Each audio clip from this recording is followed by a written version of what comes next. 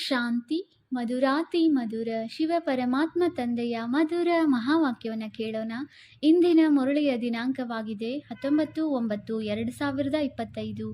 ಪ್ರಾತಃ ಮುರಳಿ ಬಾಪ್ತಾದ ಮಧುಬನ್. ಮಧುರ ಮಕ್ಕಳೇ, ಈ ಬೇಹದ್ದಿನ ನಾಟಕದಲ್ಲಿ ನೀವಾತ್ಮಗಳಿಗೆ ತಮ್ಮದೇ ಆದ ಪಾತ್ರವು ಸಿಕ್ಕಿದೆ. ನೀವೀಗ ಈ ಶರೀರ ರೂಪಿ ವಸ್ತ್ರವನ್ನು ಕಳಚಿ ಮನೆಗೆ ಹೋಗಬೇಕಾಗಿದೆ, ಮತ್ತೆ ಹೊಸ ರಾಜಧಾನಿಯಲ್ಲಿ ಬರಬೇಕಾಗಿದೆ. ಇಂದಿನ ಪ್ರಶ್ನೆಯಾಗಿದೆ, ತಂದೆಯು ಪ್ರೇರಣೆಯಿಂದ ಯಾವುದೇ ಕಾರ್ಯವನ್ನು ಮಾಡುವುದಿಲ್ಲ. ಈ ಭೂಮಿಯಲ್ಲಿ ಅವರ ಅವತರಣೆಯಾಗುತ್ತದೆ.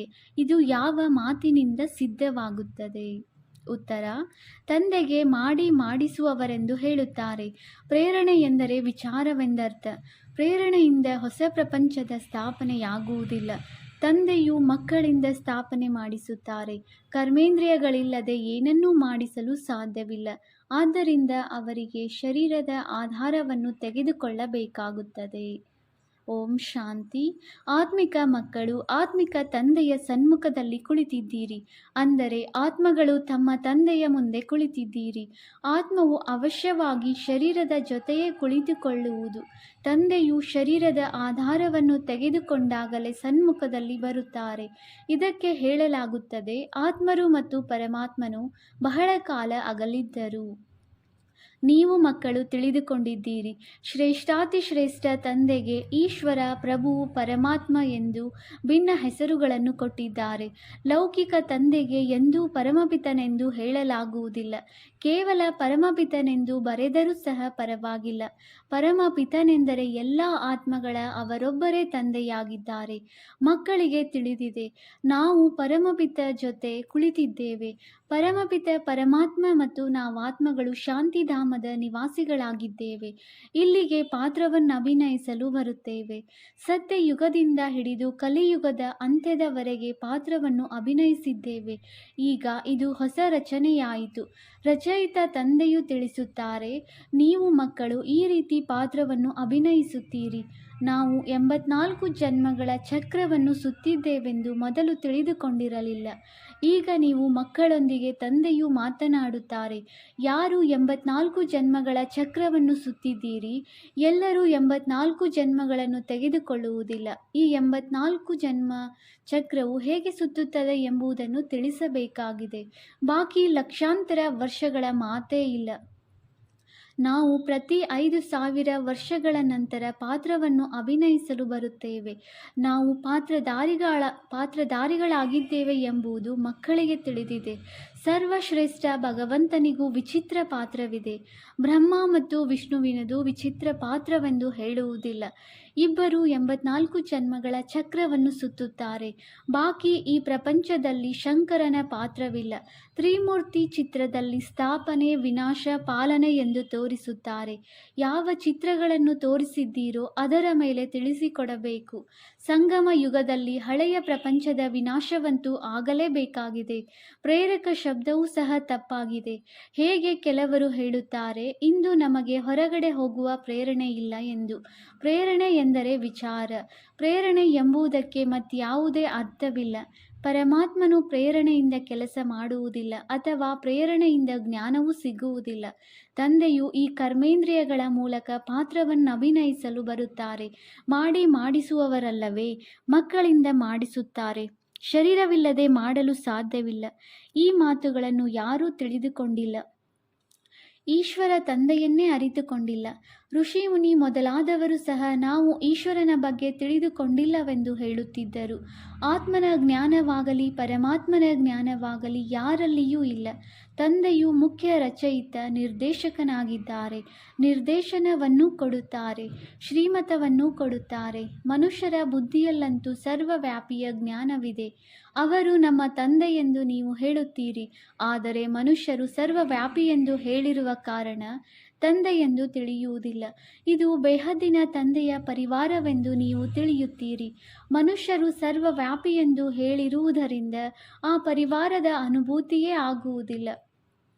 ಅವರಿಗೆ ನಿರಾಕಾರಿ ಶಿವ ತಂದೆ, ನಿರಾಕಾರಿ ಆತ್ಮಗಳ ಪಿತನೆಂದು ಹೇಳಲಾಗುತ್ತದೆ. ಶರೀರವಿದ್ದಾಗಲೇ ಆತ್ಮವು ಬಾಬಾ ಎಂದು ಹೇಳುತ್ತದೆ. ಶರೀರವಿಲ್ಲದೆ ಆತ್ಮವು ಮಾತನಾಡಲು ಸಾಧ್ಯವಿಲ್ಲ. ಭಕ್ತಿ ಮಾರ್ಗದಲ್ಲಿ ಕರೆಯುತ್ತಾ ಬಂದಿದ್ದೀರಿ. ಅವರು ದುಃಖಹರ್ತ ಸುಖಕರ್ತನೆಂದು ತಿಳಿಯುತ್ತಾರೆ. ಸುಖವು ಸುಖಧಾಮದಲ್ಲಿಯೂ ಶಾಂತಿಯು ಶಾಂತಿಧಾಮದಲ್ಲಿಯೂ ಸಿಗುತ್ತದೆ. ಇಲ್ಲಂತೂ ದುಃಖವೇ ದುಃಖವಿದೆ. ಈ ಜ್ಞಾನವು ನಿಮಗೆ ಈ ಸಂಗಮ ಯುಗದಲ್ಲಿಯೇ ಸಿಗುತ್ತದೆ. ಸಂಗಮವೆಂದರೆ ಹಳೆಯದು ಮತ್ತು ಹೊಸದರ ನಡುವಿನ ಸಮಯ.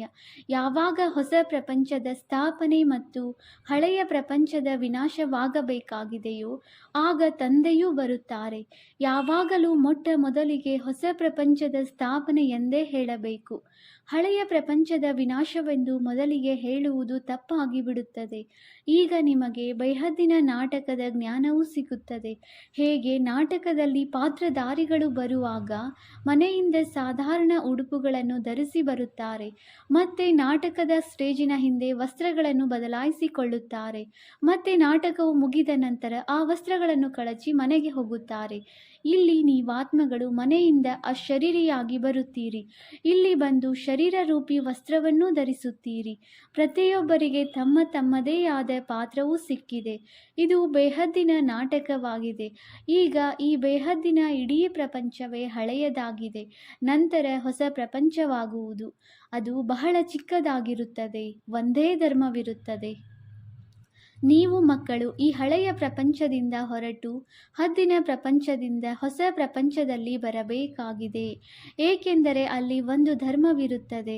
ಅನೇಕ ಧರ್ಮ, ಅನೇಕ ಮನುಷ್ಯರಿದ್ದರೆ ಅದು ಬೇಹದ್ದಾಗಿ ಬಿಡುತ್ತದೆ. ಸತ್ಯಯುಗದಲ್ಲಂತೂ ಒಂದೇ ಧರ್ಮ, ಕೆಲವರೇ ಮನುಷ್ಯರಿರುತ್ತಾರೆ. ಒಂದು ಧರ್ಮದ ಸ್ಥಾಪನೆಗಾಗಿ ತಂದೆಯು ಬರುತ್ತಾರೆ. ನೀವು ಮಕ್ಕಳಿಗೆ ಈ ಚಕ್ರವು ಹೇಗೆ ಸುತ್ತುತ್ತದೆ ಎಂದು ಬೇಹದ್ದಿನ ನಾಟಕದ ರಹಸ್ಯವನ್ನು ತಿಳಿದುಕೊಂಡಿದ್ದೀರಿ. ಈ ಸಮಯದಲ್ಲಿ ಏನೆಲ್ಲವೂ ನಡೆಯುತ್ತದೆಯೋ ಅದರ ನೆನಪಾರ್ಥವಾಗಿ ಭಕ್ತಿ ಮಾರ್ಗದಲ್ಲಿ ಹಬ್ಬಗಳನ್ನು ಆಚರಿಸುತ್ತಾರೆ. ನಂಬರ್ ವಾರ್ ಯಾವ ಯಾವ ಹಬ್ಬಗಳಿವೆ ಎಂಬುದನ್ನು ನೀವು ತಿಳಿದುಕೊಂಡಿದ್ದೀರಿ. ಶಿವ ತಂದೆಯ ಜಯಂತಿಯೇ ಸರ್ವಶ್ರೇಷ್ಠವೆಂದು ಹೇಳಲಾಗುತ್ತದೆ. ಅವರು ಬಂದ ನಂತರವೇ ಅನ್ಯ ಹಬ್ಬಗಳು ಆಗುವವು. ಶಿವ ತಂದೆಯು ಬಂದು ಮೊಟ್ಟ ಮೊದಲಿಗೆ ಗೀತೆಯನ್ನು ತಿಳಿಸುತ್ತಾರೆ, ಅರ್ಥಾತ್ ಆದಿ ಮಧ್ಯ ಅಂತ್ಯದ ಜ್ಞಾನವನ್ನು ತಿಳಿಸುತ್ತಾರೆ. ಯೋಗವನ್ನು ಕಲಿಸುತ್ತಾರೆ, ಜೊತೆಗೆ ನಿಮಗೆ ಓದಿಸುತ್ತಾರೆ. ಅಂದಾಗ ಮೊಟ್ಟ ಮೊದಲಿಗೆ ತಂದೆಯು ಬಂದರು. ಶಿವ ಜಯಂತಿಯಾಯಿತು, ನಂತರ ಗೀತಾ ಜಯಂತಿಯಾಗುತ್ತದೆ. ಆತ್ಮಗಳಿಗೆ ಜ್ಞಾನವನ್ನು ತಿಳಿಸುತ್ತಾರೆ. ಅಂದ ಮೇಲೆ ಗೀತಾ ಜಯಂತಿಯಾಯಿತು. ನೀವು ಮಕ್ಕಳು ವಿಚಾರ ಮಾಡಿ ಹಬ್ಬಗಳನ್ನು ನಂಬರ್ ವಾರ್ ಬರೆಯಿರಿ. ಈ ಮಾತುಗಳನ್ನು ಈ ಧರ್ಮದವರೇ ತಿಳಿದುಕೊಳ್ಳುತ್ತಾರೆ. ಪ್ರತಿಯೊಬ್ಬರಿಗೆ ತಮ್ಮ ತಮ್ಮ ಧರ್ಮವೂ ಪ್ರಿಯವೆನಿಸುತ್ತದೆ. ಅನ್ಯ ಧರ್ಮದವರ ಮಾತೇ ಇಲ್ಲ.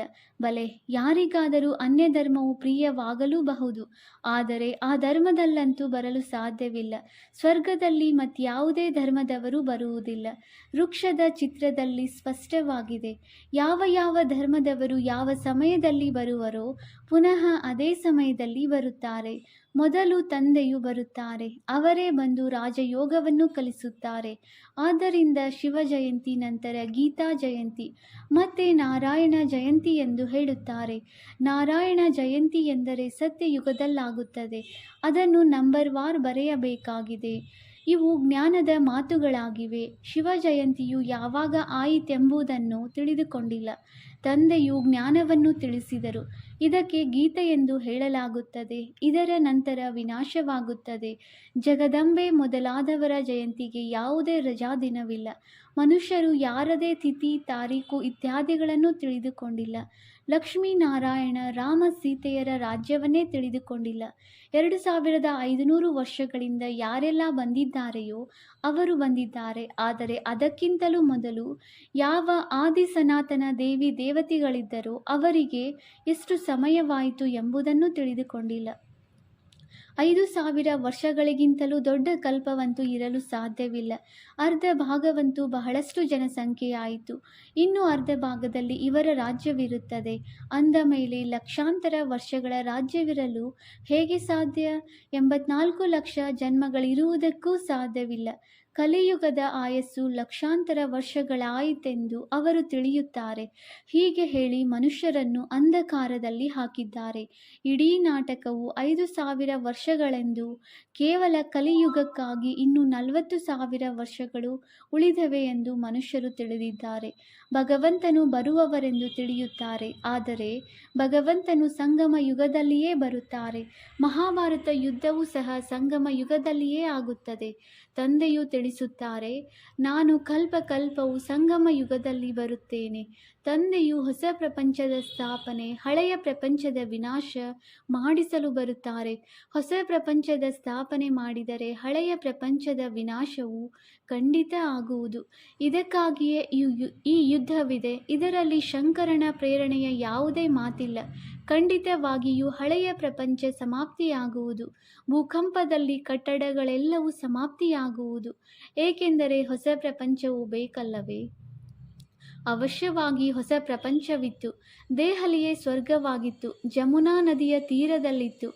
ಲಕ್ಷ್ಮೀನಾರಾಯಣರ ರಾಜ್ಯವಿತ್ತು. ಚಿತ್ರಗಳು ಇವೆಯಲ್ಲವೇ? ಲಕ್ಷ್ಮೀನಾರಾಯಣರನ್ನು ಸ್ವರ್ಗದ ದೇವತೆಗಳೆಂದು ಹೇಳುತ್ತಾರೆ. ಅಲ್ಲಿ ಹೇಗೆ ಸ್ವಯಂವರವಾಗುತ್ತದೆ ಎಂಬುದನ್ನು ನೀವು ಮಕ್ಕಳು ಸಾಕ್ಷಾತ್ಕಾರದಲ್ಲಿ ನೋಡಿದ್ದೀರಿ. ಅವೆಲ್ಲ ವಿಚಾರಗಳನ್ನು ತಂದೆಯು ರಿವೈಸ್ ಮಾಡಿಸುತ್ತಾರೆ. ಒಳ್ಳೆಯ ಮಾತುಗಳು ನೆನಪಿಗೆ ಬರಲಿಲ್ಲವೆಂದರೆ ತಂದೆಯನ್ನು ನೆನಪು ಮಾಡಿ. ತಂದೆಯನ್ನು ಮರೆತು ಹೋದರೆ ಶಿಕ್ಷಕನನ್ನು ನೆನಪು ಮಾಡಿ. ಶಿಕ್ಷಕರು ಏನನ್ನು ಕಲಿಸುವರೋ ಅದು ಅವಶ್ಯವಾಗಿ ನೆನಪಿಗೆ ಬರುತ್ತದೆಯಲ್ಲವೇ? ಶಿಕ್ಷಕರು ನೆನಪಿರುವವರು, ಜ್ಞಾನವೂ ನೆನಪಿರುವುದು. ಉದ್ದೇಶವು ನಿಮ್ಮ ಬುದ್ಧಿಯಲ್ಲಿದೆ. ಇದನ್ನು ನೆನಪಿಟ್ಟುಕೊಳ್ಳಲೇಬೇಕಾಗುವುದು. ಏಕೆಂದರೆ ನಿಮ್ಮದು ವಿದ್ಯಾರ್ಥಿ ಜೀವನವಲ್ಲವೇ? ಇದನ್ನು ತಿಳಿದುಕೊಂಡಿದ್ದೀರಿ. ನಮಗೆ ಓದಿಸುವವರು ತಂದೆಯಾಗಿದ್ದಾರೆ. ಲೌಕಿಕ ತಂದೆಯೇನು ಮಾಯವಾಗಿ ಬಿಡುವುದಿಲ್ಲ. ಲೌಕಿಕ, ಪಾರಲೌಕಿಕ ಮತ್ತು ಇವರು ಅಲೌಕಿಕ ತಂದೆಯಾಗಿದ್ದಾರೆ. ಇವರನ್ನು ಬ್ರಹ್ಮ ತಂದೆಯನ್ನು ನೆನಪು ಮಾಡುವುದಿಲ್ಲ. ಲೌಕಿಕ ತಂದೆಯಿಂದ ಆಸ್ತಿಯೂ ಸಿಗುತ್ತದೆ. ಅಂತ್ಯದವರೆಗೆ ಅವರ ನೆನಪಿರುತ್ತದೆ. ಶರೀರವನ್ನು ಬಿಟ್ಟ ಮೇಲೆ ಇನ್ನೊಬ್ಬ ತಂದೆಯೂ ಸಿಗುತ್ತಾರೆ. ಪ್ರತಿ ಜನ್ಮದಲ್ಲಿಯೂ ಲೌಕಿಕ ತಂದೆಯರು ಸಿಗುತ್ತಾರೆ. ಪಾರಲೌಕಿಕ ತಂದೆಯನ್ನೂ ಸಹ ಸುಖ ಹಾಗೂ ದುಃಖದಲ್ಲಿ ನೆನಪು ಮಾಡುತ್ತಾರೆ. ಮಕ್ಕಳಾದರೆ ಈಶ್ವರನು ನಮಗೆ ಮಕ್ಕಳನ್ನು ಕೊಟ್ಟರೆಂದು ಹೇಳುತ್ತಾರೆ. ಆದರೆ ಪ್ರಜಾಪಿತ ಬ್ರಹ್ಮನನ್ನು ಏಕೆ ನೆನಪು ಮಾಡುತ್ತಾರೆ? ಏಕೆಂದರೆ ಇವರಿಂದ ಏನೂ ಸಿಗುವುದಿಲ್ಲ. ಇವರಿಗೆ ಅಲೌಕಿಕ ತಂದೆಯೆಂದು ಹೇಳಲಾಗುತ್ತದೆ. ನಾವು ಬ್ರಹ್ಮರವರ ಮೂಲಕ ಶಿವ ತಂದೆಯಿಂದ ಆಸ್ತಿಯನ್ನು ಪಡೆಯುತ್ತಿದ್ದೇವೆಂದು ನೀವು ತಿಳಿದುಕೊಂಡಿದ್ದೀರಿ. ಹೇಗೆ ನಾವು ಓದುತ್ತೇವೆಯೋ ಹಾಗೆಯೇ ಈ ರಥವು ನಿಮಿತ್ತವಾಗಿದೆ. ಬಹಳ ಜನ್ಮಗಳ ಅಂತಿಮದಲ್ಲಿ ಇವರ ಶರೀರವೇ ರಥವಾಗಿದೆ. ರಥಕ್ಕೆ ಹೆಸರನ್ನು ಇಡಬೇಕಾಗುತ್ತದೆಯಲ್ಲವೇ? ಇದು ಬೇಹದ್ದಿನ ಸನ್ಯಾಸವಾಗಿದೆ. ಈ ರಥವು ಸ್ಥಿರವಾಗಿರುತ್ತದೆ. ಉಳಿದವರಂತೂ ನಡೆಯುತ್ತಾ ಬಿಟ್ಟು ಹೋಗುತ್ತಾರೆ. ಆದರೆ ಈ ರಥವು ಡ್ರಾಮಾ ಅನುಸಾರ ನಿಶ್ಚಿತವಾಗಿದೆ. ಇವರಿಗೆ ಭಾಗ್ಯಶಾಲಿ ರಥವೆಂದು ಕರೆಯಲಾಗುತ್ತದೆ. ನಿಮ್ಮೆಲ್ಲರಿಗೆ ಭಾಗ್ಯಶಾಲಿ ರಥವೆಂದು ಹೇಳುವುದಿಲ್ಲ. ಇವರೊಬ್ಬರ ಬ್ರಹ್ಮರವರ ಶರೀರಕ್ಕೆ ಭಾಗ್ಯಶಾಲಿ ರಥವೆಂದು ಹೇಳಲಾಗುತ್ತದೆ. ಯಾರಲ್ಲಿ ತಂದೆಯು ಬಂದು ಜ್ಞಾನವನ್ನು ತಿಳಿಸುತ್ತಾರೆ, ಸ್ಥಾಪನಾ ಕಾರ್ಯವನ್ನು ಮಾಡಿಸುತ್ತಾರೆ. ನಿಮ್ಮ ಶರೀರಗಳು ಭಾಗ್ಯಶಾಲಿ ರಥಗಳಾಗಲಿಲ್ಲ. ನೀವಾತ್ಮಗಳು ಈ ಶರೀರವೆಂಬ ರಥದಲ್ಲಿ ಕುಳಿತು ಓದುತ್ತೀರಿ. ಆತ್ಮವು ಪವಿತ್ರವಾಗಿ ಬಿಡುತ್ತದೆ. ಆದ್ದರಿಂದ ತಂದೆಯು ಇವರಲ್ಲಿ ಕುಳಿತು ಓದಿಸುವ ಕಾರಣ ಬಲಹಾರಿಯು ಈ ತನು ಬ್ರಹ್ಮರವರದಾಗಿದೆ. ಈ ಅಂತಿಮ ಜನ್ಮವು ಬಹಳ ಅಮೂಲ್ಯವಾಗಿದೆ. ಮತ್ತೆ ಶರೀರವನ್ನು ಬದಲಾಯಿಸಿ ಮತ್ತೆ ದೇವತೆಗಳಾಗುತ್ತೇವೆ.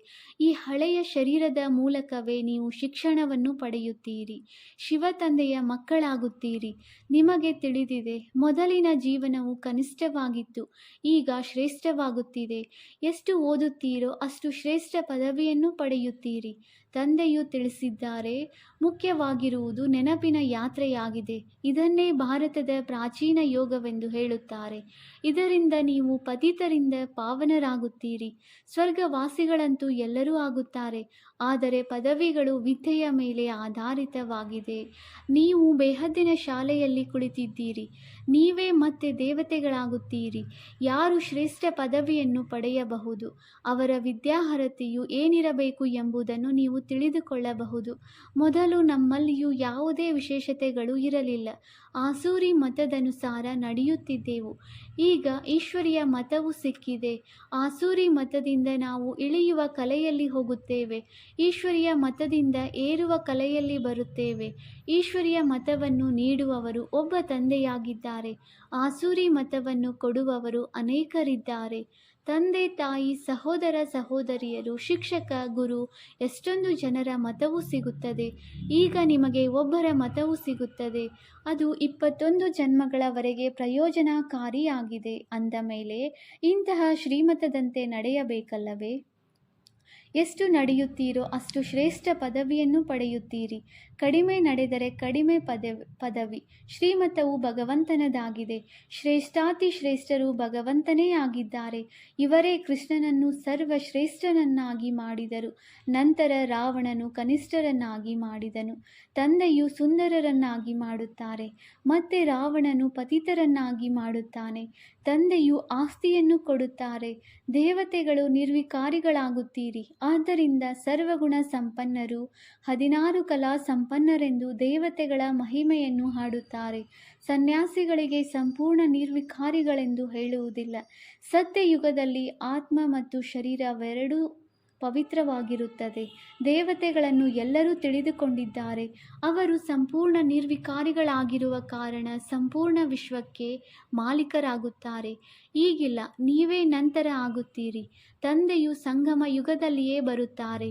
ಬ್ರಹ್ಮನ ಮೂಲಕ ಬ್ರಾಹ್ಮಣರು. ನೀವೆಲ್ಲರೂ ಬ್ರಹ್ಮನ ಮಕ್ಕಳಾಗಿದ್ದೀರಿ. ಅವರು ಗ್ರೇಟ್ ಗ್ರೇಟ್ ಗ್ರ್ಯಾಂಡ್ ಫಾದರ್, ಮನುಕುಲದ ಮುತ್ತಜ್ಜ ಆಗಿದ್ದಾರೆ.